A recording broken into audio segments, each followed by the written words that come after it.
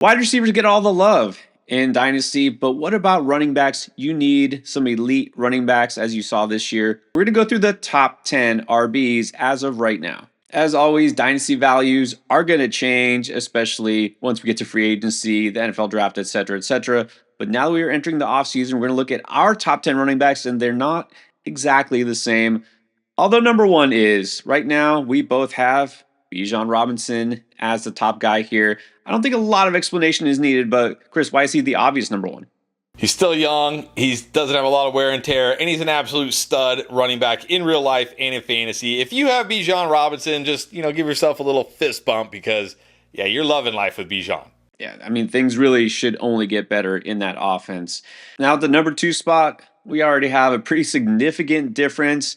I'm putting Breece Hall here. I'm going to give him a little bit of a pass for this past year. I'll get into that in a second. Chris, no faith here. You got him all the way down at number 6. Yeah, I'll admit, Breece Hall is the toughest one for me to rank right now because he's still young. He's under 24 years old. I love Breece Hall as a prospect. I think he's a great running back, but I have some concerns, and namely the concern is this guy going to be a workhorse running back with whoever the new coaching staff is? Because we didn't see that in 2024. He was not a workhorse running back. Yes, he was technically the lead back, but he wasn't a workhorse. Also, what happened to the efficiency here? This is a guy, where were those home runs this year? This is a guy who's, one of those running backs.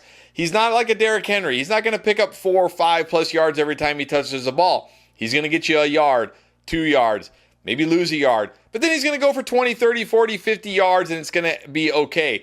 We didn't see that this year either, which is really surprising because he's now 2 years removed from ACL. So, going to be honest, a tough one for me to rank. He's still young. I still think he has potential. But I also think I'm getting a little bit nervous. I've seen other running backs like this, all sorts of potential. It never really happened. So, yeah, I bumped him down a little bit for right now. Now, look, those concerns all definitely legitimate. I mean, look, to put him this high, I basically have to say I'm just going to ignore everything that just happened this past season. But I think there's a good reason to. First of all, played with a interim head coach basically all year, right? It's only been a couple of weeks that this offense was what it was supposed to be, and they were running the ball predominantly with Breece Hall to begin the year, and then Aaron Rodgers took over, let's just face it. And then I also don't expect Aaron Rodgers or Devontae Adams to be back, and so this means they might get back to doing what they should have been doing all season, is running the ball, and it's going to be Breece Hall. I'm not worried about this whole Braylon Allen, Isaiah Davis mixing in. This was all just somehow a plan to take away the focus from the run game. Let's face it, this was just Aaron Rodgers wanting to pad his stats for the end of the year. I'm giving Breece a pass. He was and still is the top running back from his draft class, healthy right now. I think he's going to be the main thing in that offense next year. Who knows? Maybe Garrett Wilson will be gone too. He wants out of the Jets organization. I don't blame him. Maybe Breece Hall is all they have. Your number 2 running back, Jahmyr Gibbs, a pretty wise choice there. I have him at number 3. I mean, there's really nothing not to like here, even if David Montgomery is still going to be around next year. Right. I think people are a little too high on Jahmyr Gibbs right now because they saw what he did down the stretch without Monty. But even still, what did he do with Monty? He was pretty much a stud, and he's still very young. He's even younger than Bijan Robinson. So, yeah, I got to put him here at 2. And we just talked about our projected first round for redraft next year. We both had Gibbs in there. And so if he's going to be one of the top running backs going into next year, even with Monty, I mean, he's got to be one of the top running backs for Dynasty, given the fact that he's still only 22 years old. It's still going to be one of the best offensive lines in football. So, yeah, Gibbs has got to be this high. But believe it or not, now at your number 3 pick, you're higher on Devon Achane, the Dolphin, than I am. I have him down at 5. But why are you so bullish? I think you have to be bullish on him when you look at what he did with Tua. In the games Tua started, averaged 22.6 PPR points per game. And it wasn't just because he was ripping off like 100-yard rushing games and 2 rushing touchdowns. No, it was the receptions. He was basically like a wide receiver playing running back. Now, in the games without Tua, he obviously took a big hit because they did not throw him the ball nearly as much, and the offense wasn't nearly as good. You got to go into every season banking on guys being healthy, staying healthy. That includes Tua. So if Tua is healthy all year next year, this guy can absolutely be a top 2, top 3 fantasy running back, and he's still under 24 years old. So I think Achane, banking on Tua staying healthy. I'm going to have him this high because of his upside and his age. So here's one thing with Achan. It gets a little bit tricky. Now, as you know, kind of in tune with the Dolphins organization as I try to be, my feeling is this. Number one, the team that you see or saw last year is going to be the same team on offense that you see this coming year. They'll try to bolster the offensive line, of course. But that said, Tyreek Hill's coming back. Tua, of course, is still going to be there. Achan's the lead back, et cetera, et cetera. So you're probably going to see a lot of what you saw this past year, and hopefully Tua actually plays close to a full season. But I cannot guarantee after this year that Mike McDaniel's still going to be around if they don't win big time. Not just make the playoffs, but a significantly better outcome. And then Chris Greer barely survived. That's the GM this year. Those two guys might be gone, which means we could see big changes going forward. And so that clouds kind of that long-term outlook I have for Devon Achan. And of course, Tua's still one hit away from missing significant time again. Achan, the guy who gets dinged up due to his small frame. I just have too many concerns and possible red flags here. I just can't put him too much higher. It's fair to ask where Saquon Barkley falls under Dynasty rankings because, well, he's not the youngest running back. Well, here he goes, number 4 for both of us. I mean, the best running back in redraft this past year, but I mean, this almost feels pretty optimistic considering his age.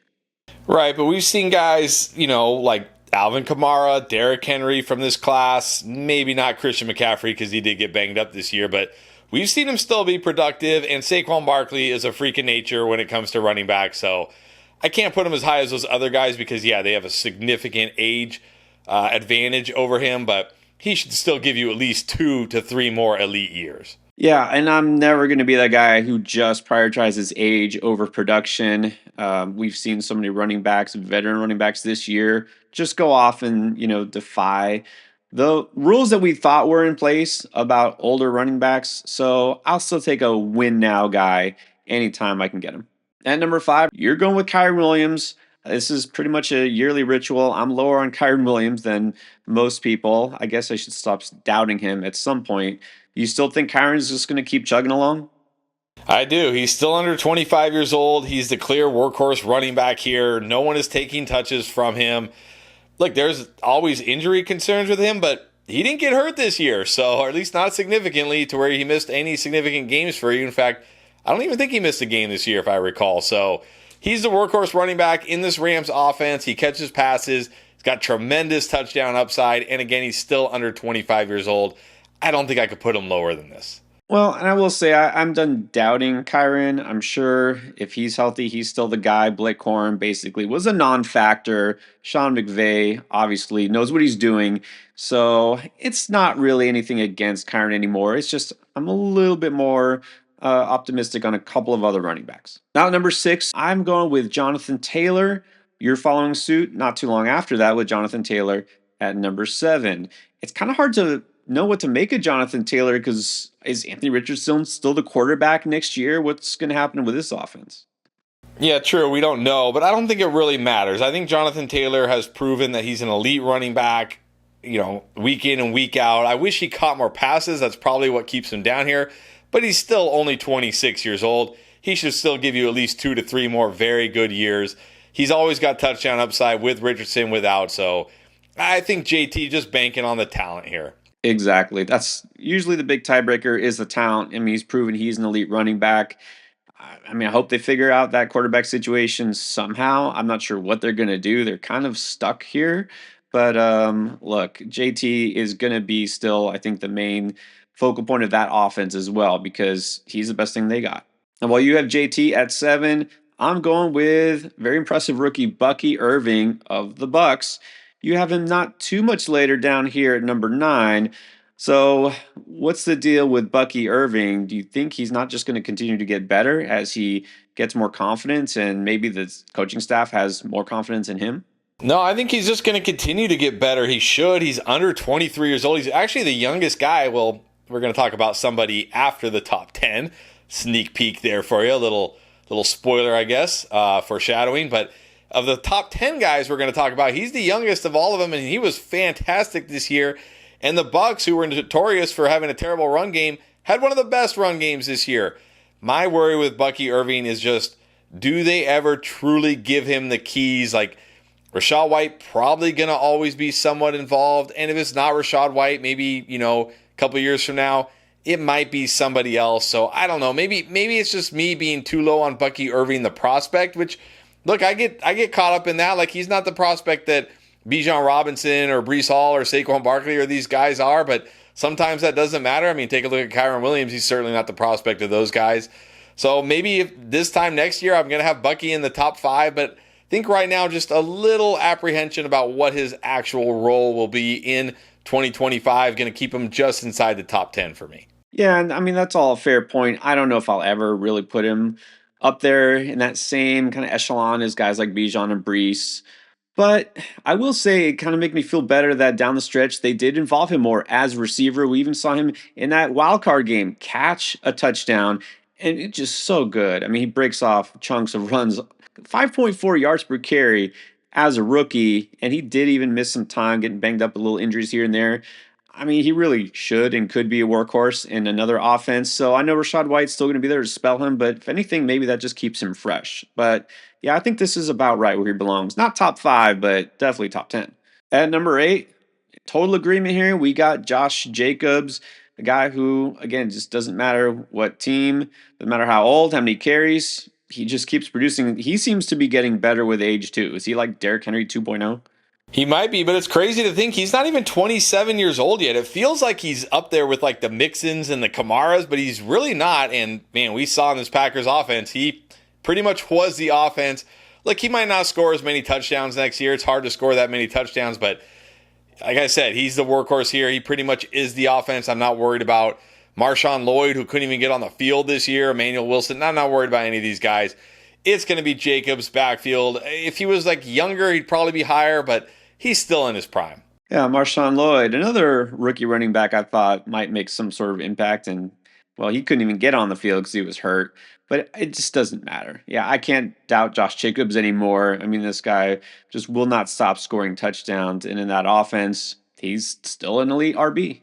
All right, and then at number 10, well, 2 players that we each have only ranked once. You got James Cook in here. It's not that I don't want to rank James Cook high. I just have somebody different. But tell me why James Cook sneaks into your top 10. He sneaks into my top 10 for a couple reasons. Number 1, I think he's a very good running back. But number 2, he's still under 26 years old, and we know there's tremendous touchdown upside in this offense. The only reason he isn't higher is because we know sometimes those touchdowns go to Josh Allen instead of James Cook. And sometimes it seems like they just don't use James Cook. Like randomly, there's weeks where James Cook gets like 8 carries and that's it for no reason whatsoever. But he's still a talented running back. He's still young and he's in this great Bills offense. So I'm going to put him right at 10. All right. I had to find somehow, some way to put CMC in here because I still think he is a top 10 running back in Dynasty. Somebody the other day was asking me about a trade question with McCaffrey. You know, what is he worth? Is he worth a first round pick, second round, late second round pick? It's like he's got to be worth more than the second round pick, doesn't he? What if we actually get CMC healthy, which doesn't really sound that crazy if you think about it. He has the offseason to recover. You know, it's not like he had tore his Achilles. He should be fine going in next season. Is he not still in the discussion to be the best running back in football? I mean, look, I know that the age is a concern here. We can't put him at the top of the list here, but if you even get 1, 2, maybe 3 good, great, probably not elite, but really good seasons from a guy like this, I think he's got to be worth a top 10 pick in terms of running backs.